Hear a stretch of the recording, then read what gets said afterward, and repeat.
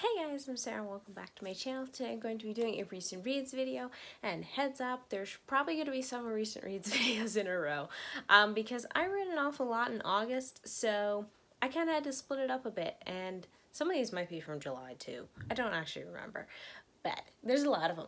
So, if recent reads are not your jam, I apologize. That's probably going to be what the videos are for the next few weeks, though I will try to split them up with other things as well.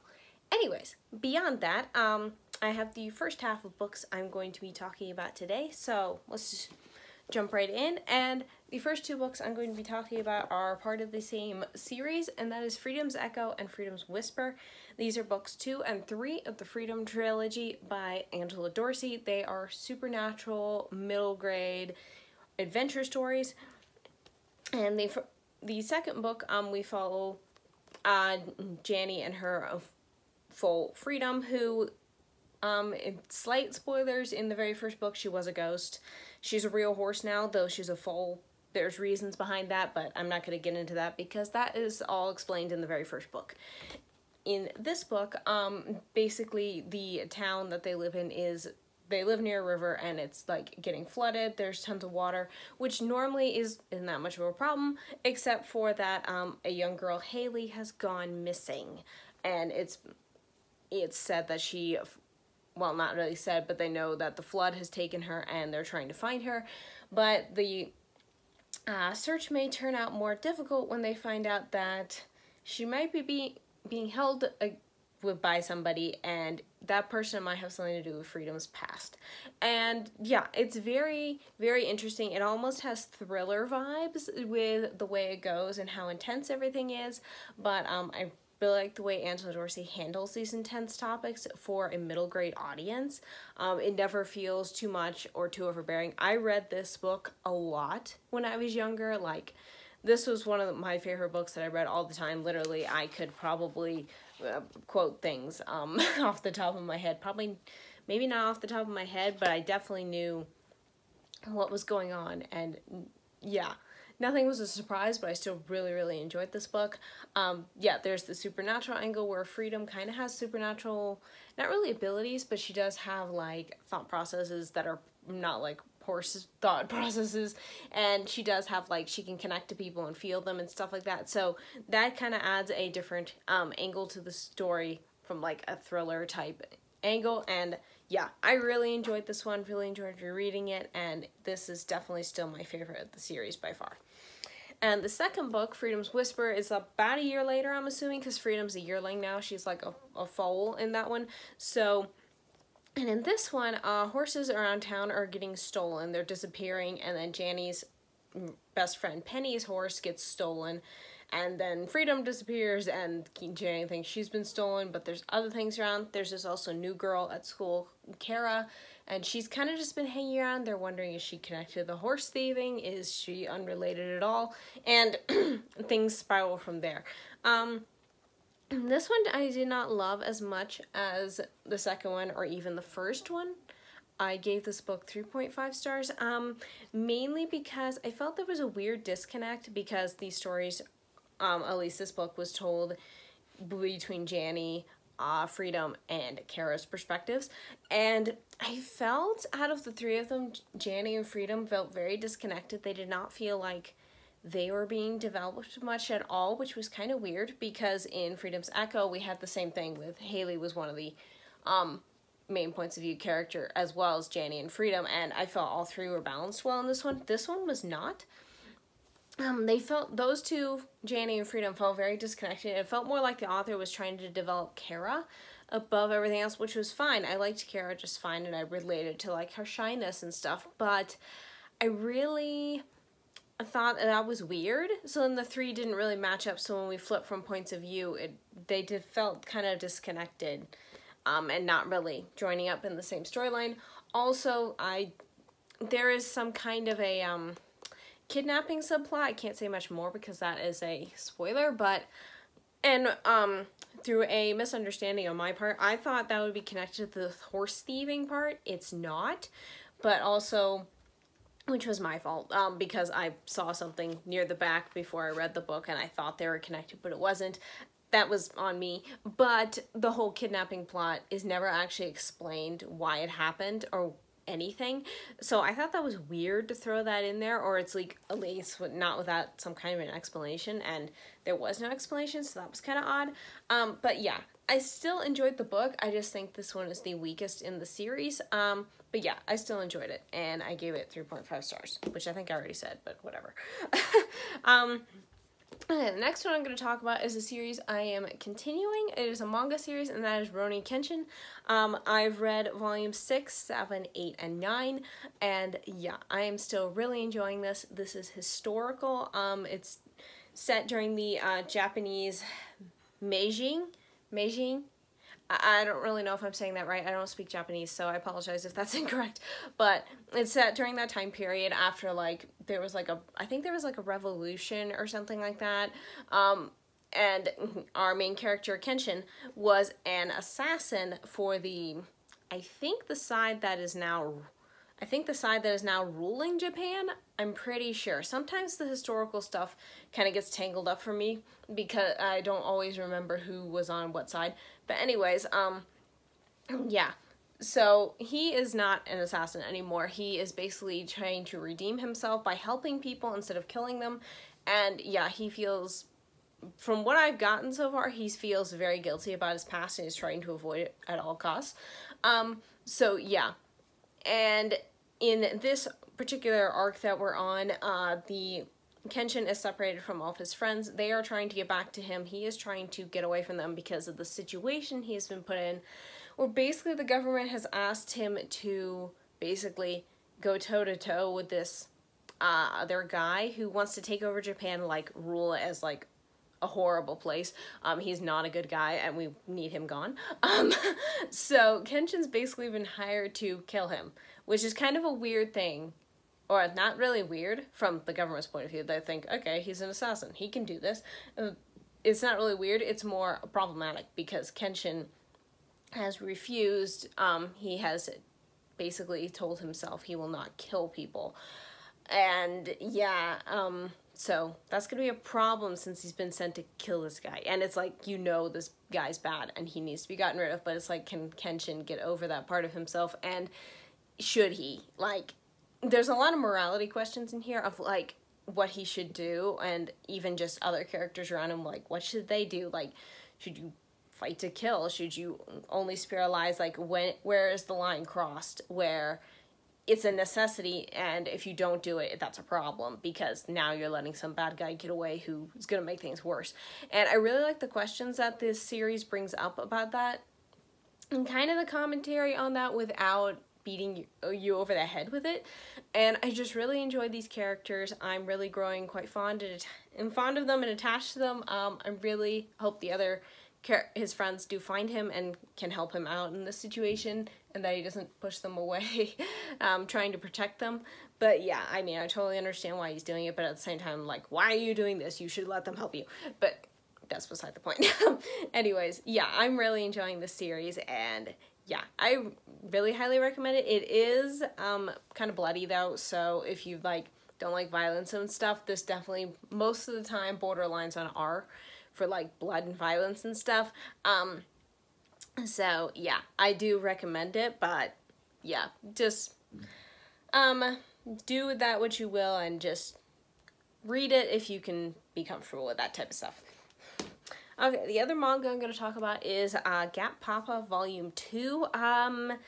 Yeah, I gave this volume 3 stars. This is just basically a very, very basic, like, slice of life, like, very just sporadic vignettes about this father doting on his wife and daughter, basically. It's really cute. I really liked the first volume the most. I didn't like the second one as much. I felt like some things were redundant to the first one. Some things I just really didn't really care. I didn't feel as invested in it. I really enjoyed the first volume, so yeah.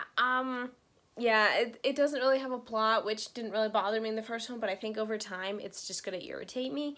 Not to mention, it's just kind of the same thing over and over again, and for some reason I just kept feeling very embarrassed by certain things. Like, nothing happened that was embarrassing, like, but it's like, I don't really know what it was.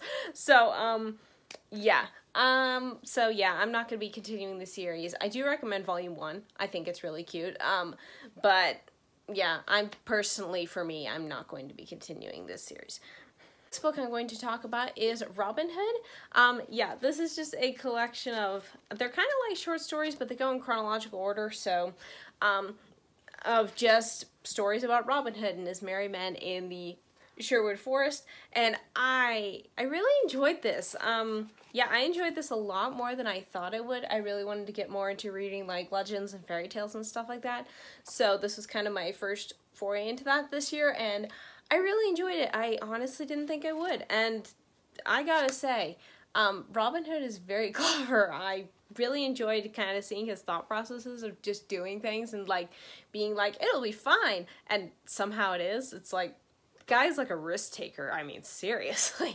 And I gotta say, the Sheriff of Nottingham is really dumb, because like so many times that Robin Hood or his men have dressed up as other people and tricked the sheriff, you would think after a while the sheriff would start getting paranoid, seeing somebody he doesn't know who they are. He'd be like, that could be Robin Hood. No, stay away, stay away. I would be totally paranoid if I was him after all this time, but no, he just blindly assumes that he will catch Robin. I mean, maybe that's half the fun. I think that is half the fun of this story, is the fact that Robin Hood basically gets away with everything because the sheriff is dumb and Robin Hood's way smarter than him. But yeah, yeah, I really enjoyed this book and would recommend it if you really want to try Robin Hood not really retellings, just Robin Hood stories. This particular one is written by J. Walker McSpadden. I think it's also, I had to find it on Goodreads under Joseph Walker, so I don't know why they put just a J. It would have taken too much print space to put his whole name. I don't know, because in the copyright page it says Joseph Walker, so I don't know. But yeah, that's this edition, and yeah, I really, really enjoyed this. Gave it 4 stars. Okay, the next book I have to talk about is, well, it's not really a DNF. I just ceased continuing the series, and I know this is going to make Celestia very sad, so I'm very sorry, Celestia, because I know you really like the series. So that is the first 2 books of the King Arthur and Her Knights series by K.M. Shea. Now, this was a reread for me. My family and I decided to try reading it together as a buddy read, and we only got through the first 2 novellas, which are Enthroned and Enchanted. I did read this series before. In fact, I have a series review of this series on my channel. It's one of the very first few videos I made, so don't know about the quality. But I'll leave a link down below in case anybody's interested in it. But yeah, and I did really enjoy it at the time. I think I read them originally like 2 or 3 years ago.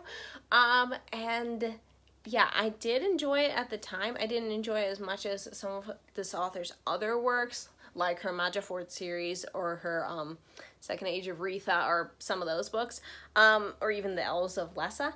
Yeah. But this time around when I started reading them, I got really annoyed with the main character, Brit. Basically, it's a time travel story where basically Brit gets taken back in time. She is a girl from the modern age. Merlin enchanted the Sword in the Stone because the real Arthur ran away and he needs a king. So he enchanted it to pick the most worthy person, and it picked Brit. So it took her back in time, and Merlin then decides, okay, it doesn't matter that you're a girl, I'm gonna just work with it, and you're gonna be Arthur now. And yeah, it's basically their entire masquerade of seeing Brit as King Arthur. So yeah, but I got really irritated with her this time around. She's just such a know-it-all, and she's kind of annoying. She's very cold in the very first book, Enthroned, which, I mean, I kind of see it. The second book, she wasn't as bad, but then she was just, she was just annoying. All she did was, like, everything she did was, like, she could do no wrong. She could come up with no idea that was bad. And I found it extremely irritating this time around. So, yeah, also her banter with Merlin, it didn't feel like banter. They just felt like they were pettily they were being petty with each other, and I don't know, because I like banter with my romantic couples, but this was not banter. This was just petty jabs at each other, and I thought it was weird. And yeah, Merlin kind of flip-flopped for me of like, sometimes I liked him and sometimes I didn't. It was very weird. Going back to a series I thought I liked and being like, I just think my tastes have changed in reading and I don't really like it anymore, and I'm very disappointed by that. But I lowered both books. They were previously 4 stars. I lowered them to 3 stars each, and I quit the series. I didn't continue. I don't know if I ever will, to be perfectly honest. So yeah, really sorry, Celestia. I know you love the series, and I thought I did too, but yeah, apparently my tastes have just changed and I just don't enjoy it anymore. Also, I find it highly unrealistic that even if Brit's really good at mixed martial arts in modern times, medieval martial arts, sorry. I find it highly unrealistic that a girl can beat fully armored, battle-trained men who have been fighting in wars or fighting each other since they were like 14 or younger. And I find it highly unrealistic that she can beat battle-trained men in a fight. The author does try to make it like with certain ways that a girl could win against a guy, which I would believe more if she was actually from that time period. Because it's in all actuality and just a fact that in modern society we do not practice swordsmanship much. It would be really cool if we did, but we don't, aside from the very few people who do. So even if you were really good at it, if you went back in time, I still don't think you would be able to defeat someone, especially your first time. Yeah, if you developed your training over time, but your very first time, I don't think you'd be able to defeat a guy who's been fighting in war and training in fighting in like warmanship. It's not warmanship, but the art of war since he was like could walk. Yeah, I find that highly unrealistic, and Brit just kept beating guy after guy these nights all the time, and it felt irritating and it felt very unrealistic. So yeah, there is that too. Next book is The Maidens Ship by, I'm not sure how to say the author's name in all honesty. I think it might be some version of Michelle? That's not it. I honestly do not know how to say the author's name, so it is here on the cover. It is also, I will have it written down in the description below, along with links to all the reviews of all these books. So if you want like content details and further thoughts on these books that I may have forgotten to mention, all those reviews will be linked down below. Should have said that before. I never remember. So here it is now. And anyways, we're going to talk about The Maidens Ship. And yeah, The Maidens Ship is a fantasy high-sea adventure. It's young adult, and we follow Dane. He has been living on his father's ship, the Maidens Ship, basically his whole life, and then, well, things happen badly, and he is left, basically Dane is left in charge of the Maidens Ship and his father's merchant business and everything, because his father, well, I think it happens in about like the first 2 or 3 chapters, so it's not really a spoiler, but his father gets murdered. That's awkward way to, you know, inherit your dad's business, but okay. And yeah, but he's not murdered by anybody, by just some random goon. No. Dane's father was murdered by these magic-sucking monsters, because that's fun. It just adds a whole other layer of things. And there's magic around, and they're either trying to capture it or destroy it, the bad guy is. I forget which one. But there is magic involved, and they're trying to, I think the bad guy, the elusive bad guy that we haven't met yet, he's trying to like capture it all or something and use it for ill, I think is the gist. This new girl comes on board Sable, she has magic, and just things happen from there, and Dane doesn't want this life, and yet he's stuck with it. So yeah, just chaos ensues. I did a very terrible job of describing that book. I apologize. It's really good though. Yeah, I really enjoyed it. Pretty much the whole book is told from, actually the whole book, except for, I think it's just the epilogue, is told from Dane's perspective, which is, I think, kind of rare in YA, that a whole book is told from a guy's perspective, and I really enjoyed seeing his take on things. and just seeing how he was looking at things and all that. Sable is definitely a little spitfire. I really enjoyed her. She never got overbearing in her ferocity to that she got annoying, because, you know, sometimes spitfire characters can be like that, at least for me. But she never broached that. She had a equal balance of being fierce while also having a compassionate, kind heart, and I really like that. A lot of the times, a lot of the middle was like building and developing like the world and the magic that they're dealing with, and what they're doing on the ship and stuff. So the middle, for some people, could feel like it's dragging, but I never thought it did. I thought it was well paced enough that yes, it was slow because we were just getting information, but it still went along at a decent clip where it was like, okay, here's some new information, we're going on to here now. And yeah, I still really enjoyed that. All the action scenes were really well done. I enjoyed it overall. There is, I did hear a review on, or I read a review on Goodreads that the mentions of the poop deck on the ship was used incorrectly in the book. I have no historical or ship context to if she's correct or not. So, yeah, there is that. Also, there was a weird scene when Dane first meets Sable, because she's kind of on the ship and he doesn't know she's there because she's a new hire from his father. Yeah, she is covered with like I guess like a sheet or something. I don't really remember what it was. And in order to make Dane leave the room, she whips it off of herself and throws it at him, thus revealing she's not wearing any clothes. It was really weird. It was really fast. Nothing was detailed, but Dane and I were both a little shocked.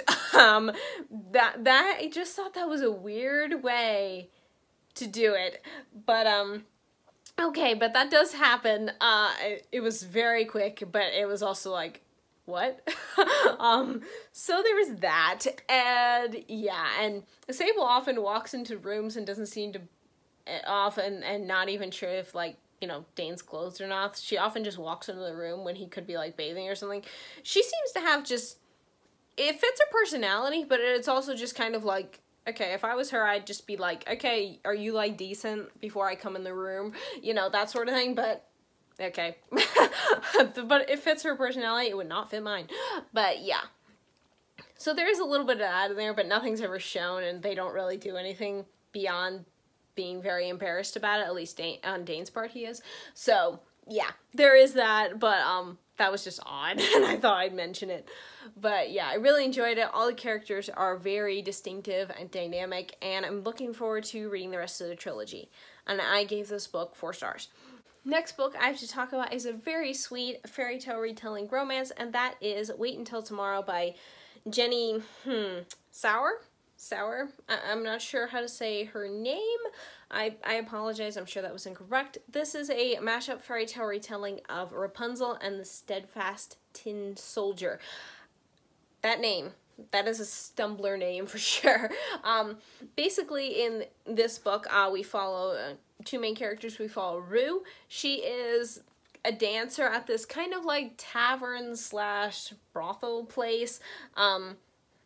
And yeah, she's just a dancer there. She wants to get out of this life, but she kind of was like abandoned as a baby, and she's kind of like stuck there, but she's trying to save up money that she's been pickpocketing from people and get out of there. And she meets Robbie, who is he's like a city guard, I think that's what he is. He's like a city guard, and they meet because of something that happens to her, and he has to investigate it.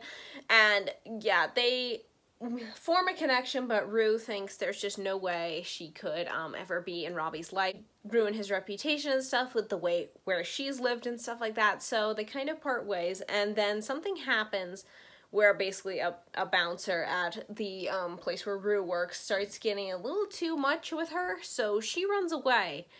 And of course they start chasing after her because she can't leave.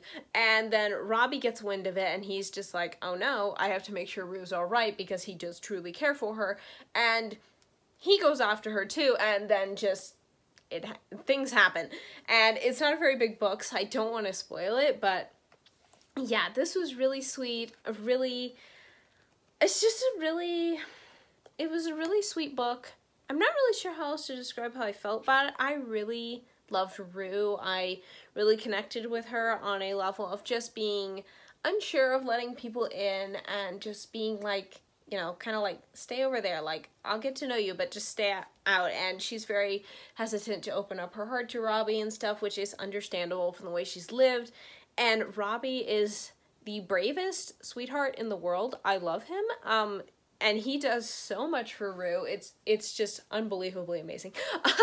They just do so much for each other, and I love them both. I love really the message in here of just opening up your heart to other people and just doing what, you know, doing everything possible to care for those you love. And I really, really liked it. This is as kind of like a sci-fi. It doesn't really give off sci-fi vibes aside from like when they mention like, you know, you give the world for someone or whatever, they say galaxies.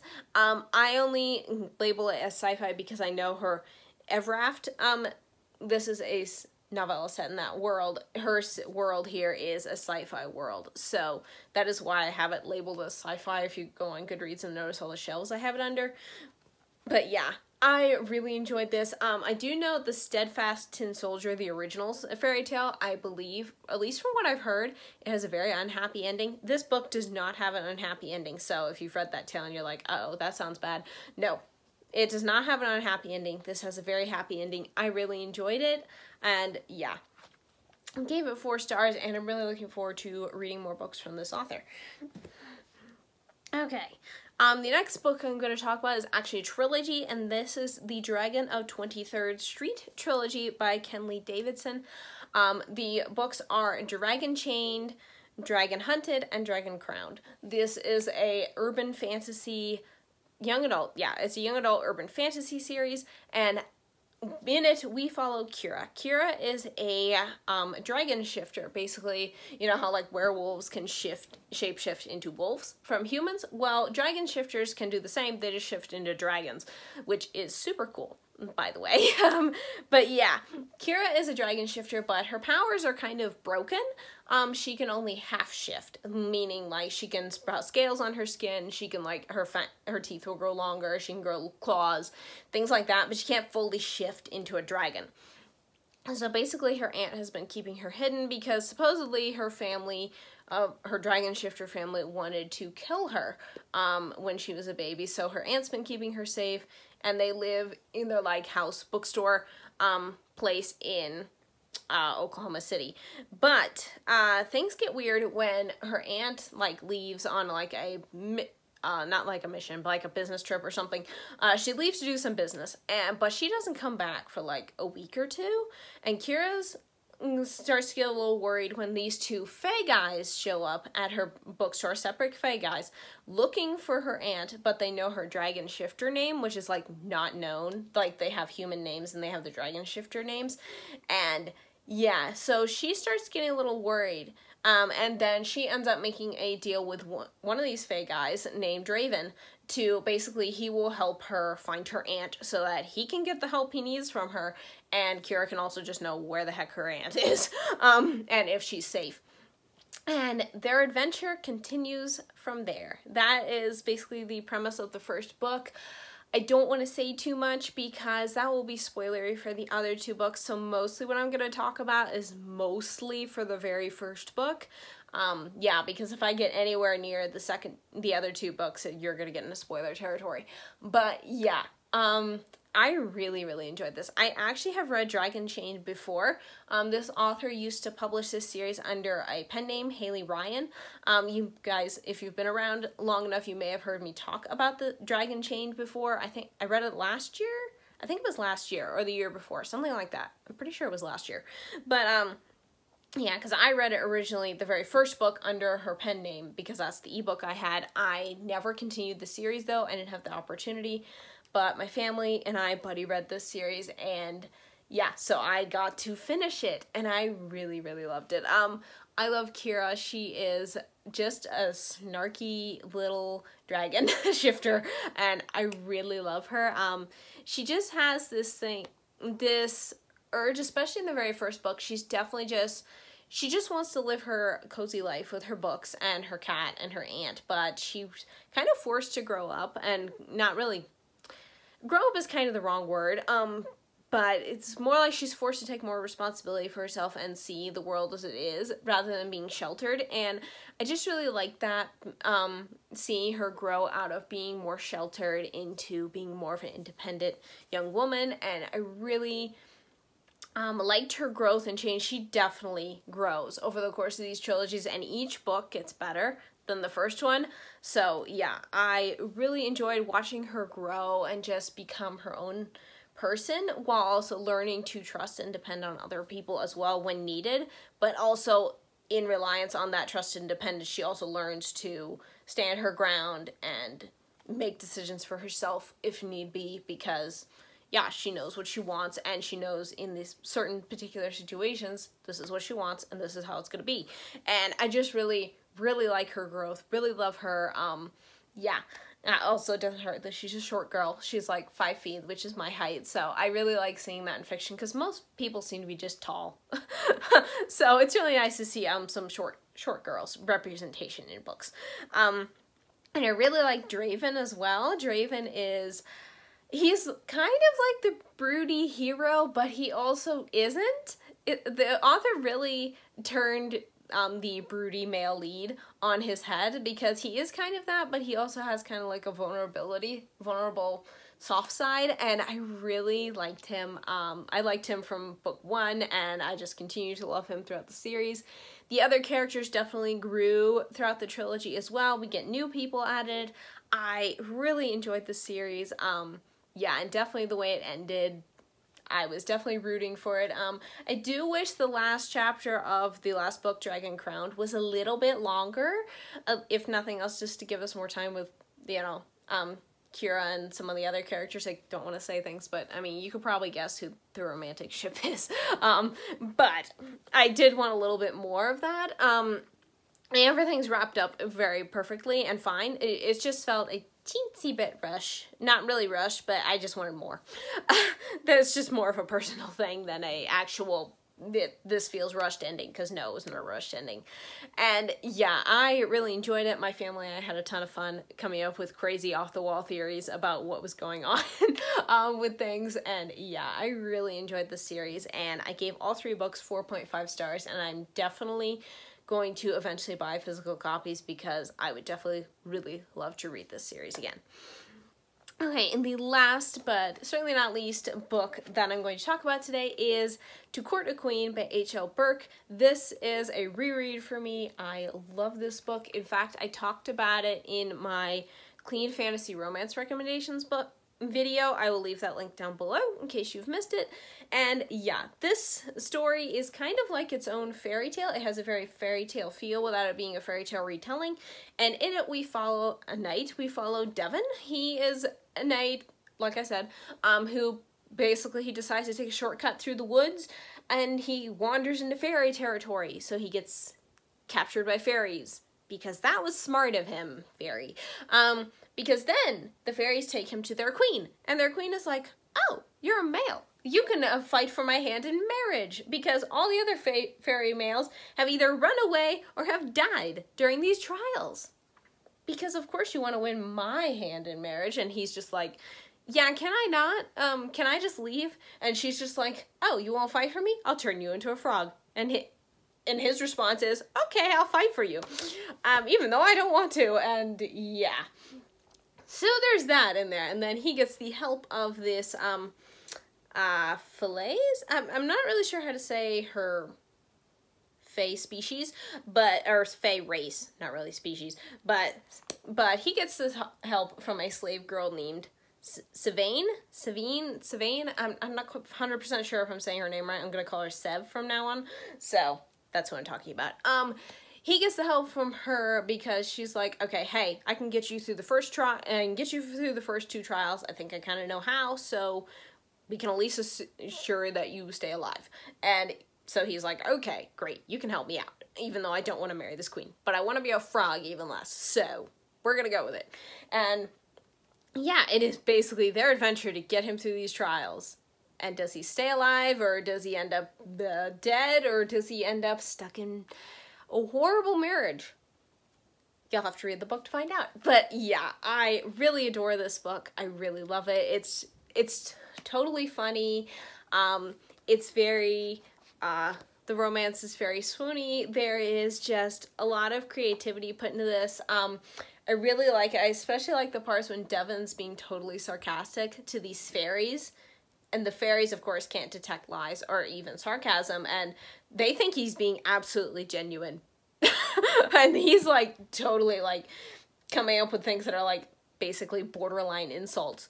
And, you know, they're just like, oh, okay. And it's hilarious because you know what he's talking about. And even Sev figures out that's like, you're being sarcastic, and it's a good thing nobody else can figure out what you're doing, and because you'd be dead even faster. But yeah, definitely just, it's really fun. It's really sweet. I really, really enjoy it. There is one scene though, actually, well, not really one scene, but the queen has a bad habit of saying really, really bad innuendos all the time. She's a really bad habit about it. And yeah, at the end, in order to save someone, Devon does kind of trick the queen into thinking that they're gonna, you know, get intimate. That nothing happens beyond some kissing. He basically does it to lure her away so he can help save someone else. So yeah, nothing happens beyond kissing. I mentioned this in my clean fantasy romance video as well, but yeah, thought I'd mention it again here. Beyond that, everything is is very clean. So yeah, I really love this book though. I laugh every time I reread it. I just love it, and I gave it 5 stars. That's it for my recent reads video. I hope you guys enjoyed. Like I said, there's going to be at least a couple more of these types of videos later on. So yeah, I will try to intersperse them with other videos, but if it doesn't work out, it doesn't work out, sorry. Just be prepared for your TBRs to explode. Yeah, let me know down below in the comments if you guys have read any good books in August, or just any opinions you might have or questions about any of the books I've mentioned. I always love hearing from you guys. And with that, I will see you next time, and thank you so much for watching. Bye!